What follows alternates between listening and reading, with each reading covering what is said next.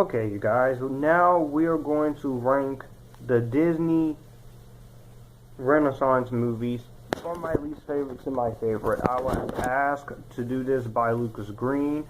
Now I'm finally getting around to doing this after I said I would.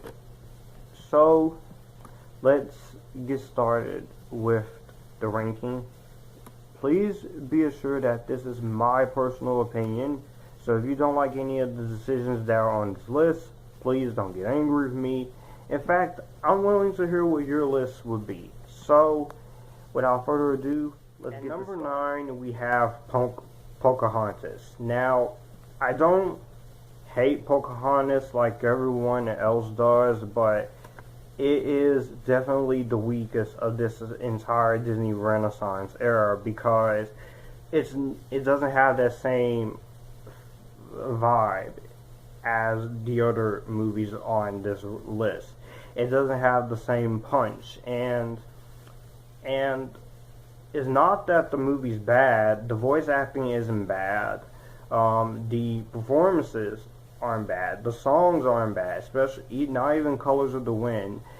But there are a lot of historical inaccuracies, and I know that you have to change stuff for dramatization purposes and for whether movie, TV show, or miniseries. But this is an animated film about Pocahontas, and I feel like it should have sticked a little more closer to its original material. But other than that, I don't really have much to say about Pocahontas. It's just the weakest film in the Disney Renaissance era. Coming in number 8 is The Hunchback of Notre Dame. Now, just like Pocahontas, this is another one of the weaker ones, but I don't hate it. I just feel like that I don't really get anything out of this one, honestly. And the acting is good. I do like the performances. I do like the way the movie looks. I do like how the movie plays out. But other than that, I just don't really get easily connected when I watch this one. I feel like something is missing with this one. But it's just an okay film. The Hunchback of Notre Dame is an okay film. Coming at number 7, we have Hercules. Now, I like Hercules, I just don't love Hercules. This is a case where I will say it's a little overrated, and there's so many different Hercules stuff in movies and TV. The Disney film, the story, the TV show that Sam Raimi created from back in the 90s, the 2014 Rock movie, and the 2014 Legend of Hercules movie, which I did review and I do own. Even though I don't hate that movie is flawed. But this is the second favorite Hercules film for me. I like the songs. I like the whole approach Disney took with this one. I like the voice acting from everyone, especially James Woods as Hades and Megara, and the voice actor who plays Hercules. I like the voice acting. I like the animation. I like the story and the direction that they want to go here. And I like the decisions that they decide to go. So, Hercules is a pretty fun Disney Renaissance film. At number 6, we have The Lion King. What else do I have to say about The Lion King? The Lion King is, without a doubt, a classic freaking movie. It is an amazing film. I love The Lion King. So many times I've watched this film ever since I first saw it in my little pre-K kindergarten days, and this is just a great film. I love the voice acting. I love the musical score by Hans Zimmer. I love the songs written for the film. Circle of Life, I Just Can't Wait to Be King, Hakuna Matata, Timon and Pumbaa are funny. The saddest part that still gets me is when Simba father, Mufasa, played by James Earl Jones, he sacrifices himself for his own son. And that scene really does get to me, and that really does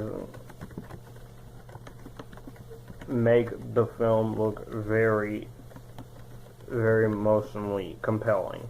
But there are a lot of great things about The Lion King. I've already done a review of this movie back in 2016, so it's a short review, but you can check that out.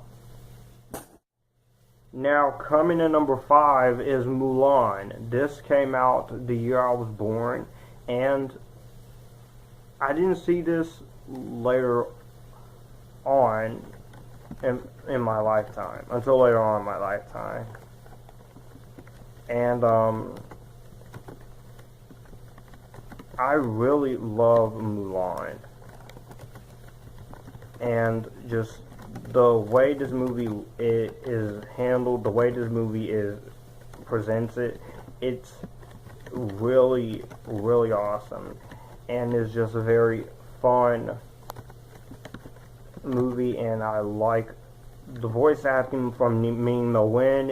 I didn't even know that was Melinda May from Agents of S.H.I.E.L.D. until I looked it up. Eddie Murphy as Mushu is good. I like the rest of the cast. I like the story. I like the direction and animation. And this launched the music career of Christina Aguilera. So, kudos to this movie for that. I know there are some people who will say this is one of their favorite movies of all time, and it is in my 100 plus favorite movies of all time, and is also getting a live action remake, which they're taking the songs out with, but it's a remake. If you're gonna remake it, be different. So I don't see what the big deal is, but we'll see when that live action remake comes out. Number 4 is Tarzan. I love Tarzan ever since I first saw it. I love the story.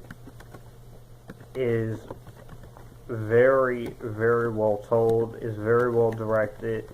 Is very well acted from everyone, from the actor who plays Tarzan to Minnie Driver to everyone just brought their A game, and it's just very amazing to see such a fun, awesome story be told in this way. And I just really, really enjoyed the film.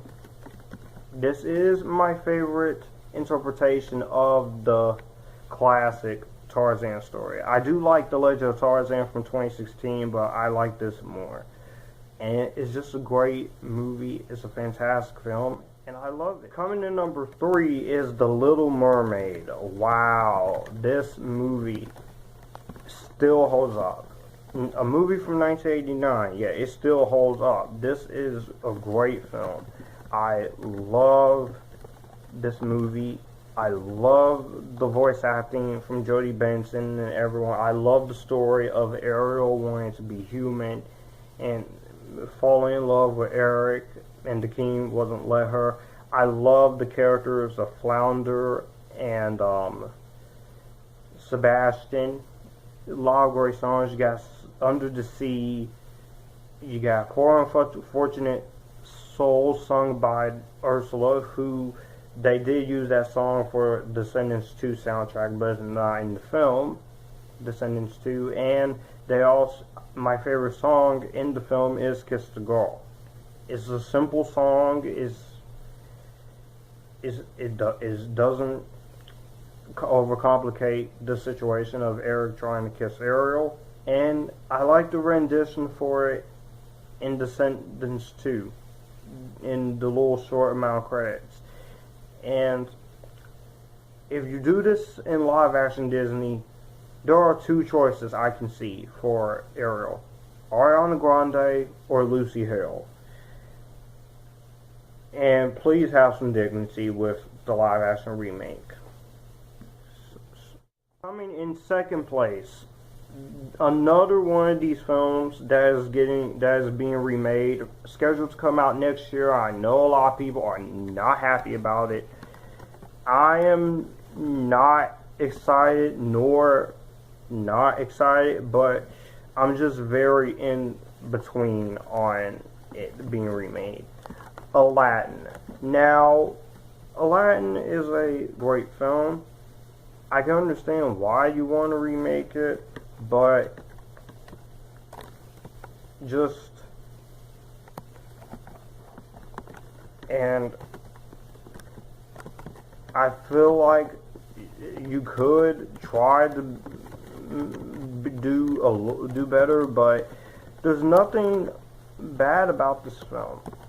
Yeah, I know some people will say this is not good, but Aladdin, this is the only good film in the Aladdin movie series, because the two direct-to-video sequels, I gave them a chance, and they're not very good. The voice acting in this movie is great, the animation is great, I love the performances, I love the characters of Aladdin, and Jasmine, and Jafar, and the genie. The late Robin Williams played him well, the voice actors are really great, and the climax with Jafar turning into a snake, that is very cool to see. And this is a very entertaining movie. So Aladdin, when this remake it has to be good. It has to be good, because you don't want to make it very bad and make it suck. So please have some dignity and do something and make it fun and make it at least. And coming in for the best Disney Renaissance movie is the animated version of Beauty and the Beast, the great version of Beauty and the Beast. I don't mind the remake, but I have a few problems with the remake. And I think the remake is a little bit overrated. But this one, I love this version of Beauty and the Beast more. I like the characters of Belle and the Beast.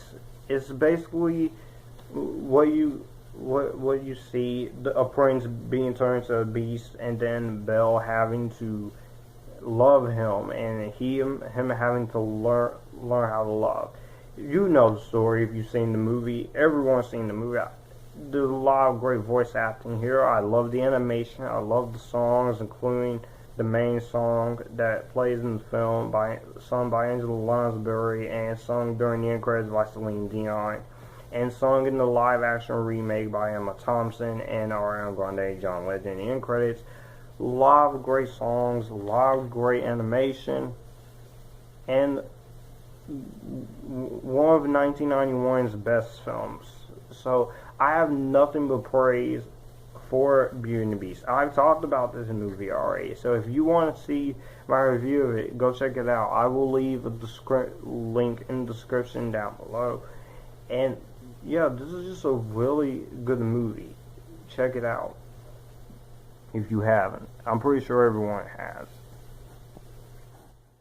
So everyone, that was my ranking of all of the entire 9 Disney Renaissance films, from my least favorite to my favorite. So let me know what you guys think about this ranking down below. What is your ranking? Do you like my list? Do you not like it? Which one is your favorite? Which one is your least favorite? Which one you think is underrated? Which one you think is overrated? Which one you think is the best? And which one you think is the worst? All that good stuff. Let's have a friendly conversation. Let's continue the road to 1,000 subscribers. And I'll see you guys in the next video. Be sure to follow on my social media links. And I will see you guys in the next video. This is Future Filmmaker 3940, and you guys keep it cool.